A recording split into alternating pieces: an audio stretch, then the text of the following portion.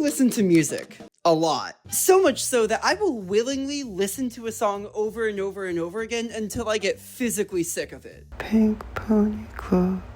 I wanna keep on dancing at the Pink Pony Club. It's gotten so bad that I can now learn lyrics to songs in just an hour just because I like listening to it. But out of all the bands that I listen to, one sticks out the most. AJR. I mean, as much as they get hated and their music gets called AI-generated music, I still tear up when Inertia comes on. Their lyrics, the way they produce, the way that they know what to sing to relate to a situation I'm currently in, they're just absolutely amazing. Now, you're probably wondering, Jeremy, who is AJR? Why are you making this video?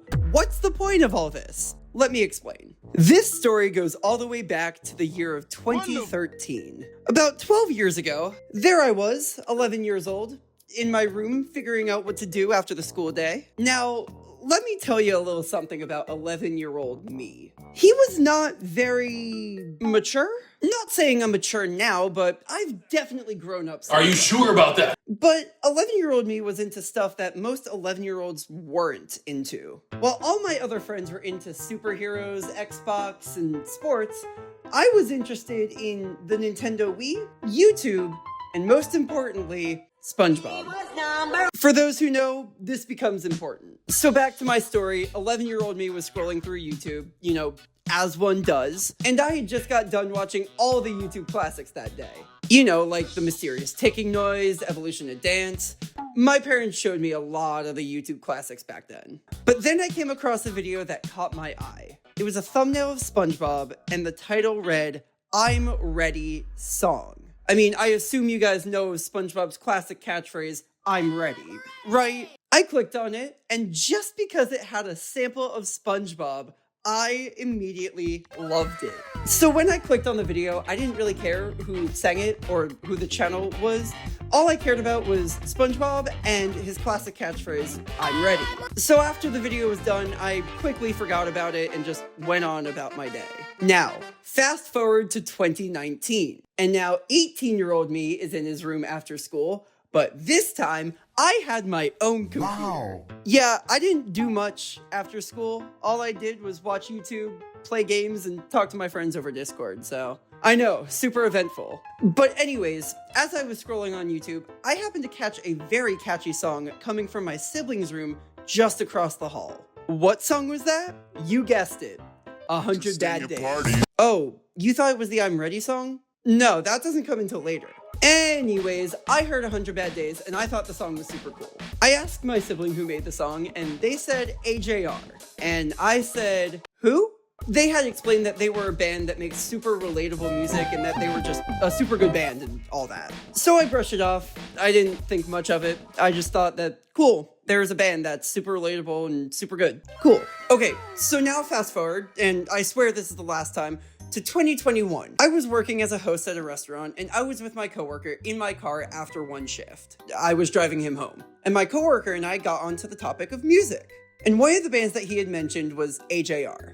I had mentioned that I think I knew a couple of their songs, especially 100 Bad Days. He stopped whatever he was doing, put on their entire catalog, and made me listen to every single song that they made.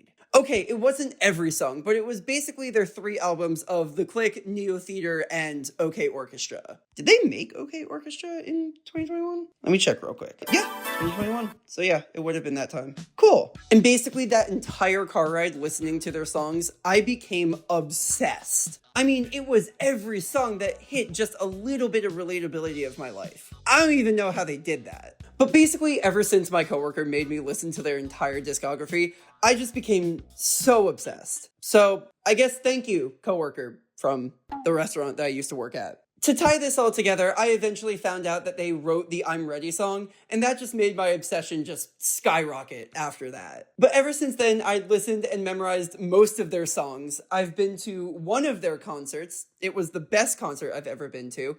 And I didn't listen to any other band for a while. So here's a funny story. I was driving home one day from work and I was listening to The Maybe Man. I was at a red light and I heard a voice yelling at me to roll down my window. So naturally I rolled down my window and this one girl was asking if I was listening to AJR. And we talked for the entire duration of that red light. Now, here's the problem. She was a beautiful woman. And the problem with that is I'm super awkward when I talk to people, especially women. So when the light turned green, instead of asking for her number, I sped off, leaving me to wonder what would have happened if I didn't. So to the girl who I talked to at a red light about AJR, if you're seeing this, I'm sorry. DM me, I'd love to talk to you. But now on to the actual point of this video. So if you guys don't follow my TikTok, which you should if you aren't, and you should also subscribe to this channel if you aren't, I moved. And let me tell you, working a 9 to 5 while also moving and packing and while also making content when you can, it's stressful. But while I was moving, AJR had announced that they were releasing an EP called What No One's Thinking with 5 new all-original songs. And they teased the whole thing by releasing one of their songs called Fetty.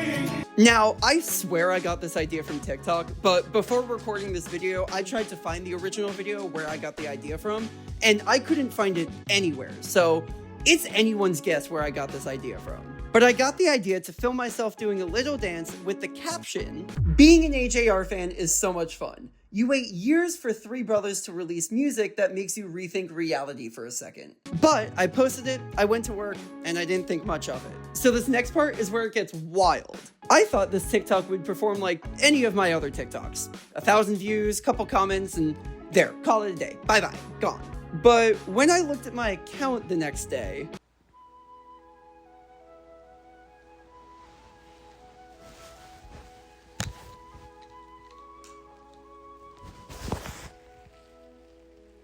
what the fuck? It got 500,000 views overnight. That's a lot of damage. And to put the cherry on top, it didn't stop. 600K, 700K, 800K. A couple days after that, my TikTok reached 1 million views. I couldn't believe it. One of my videos, because of the AJR community and a song that they had just released, my TikTok reached 1 million views. So at this point, I had moved, I got everything settled, and AJR was teasing more songs from their upcoming EP.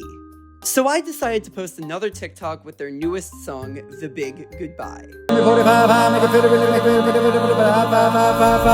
Oh, so I've got their attention, I see. Yeah, you could probably tell how excited I was when this happened. But because of those 2 videos, I am now sitting at a cool, clean 2,616 followers on TikTok, and all because of the AJR community. I cannot be happier. So to close this out, I just want to say this. To Adam, Jack, and Ryan, thank you so much for putting words into songs that I could never say out loud. Thank you for helping me with every hardship in my life, whether you know it or not. Thank you for being the band that I listen to when I'm sad, because I know that one bass line or that one phrase from a song is just gonna pick me right back up. Thank you for being you. Also, a lot of people are saying that I look like Ryan. What do you guys think? Anyways, thank you again, and I cannot wait for the next concert.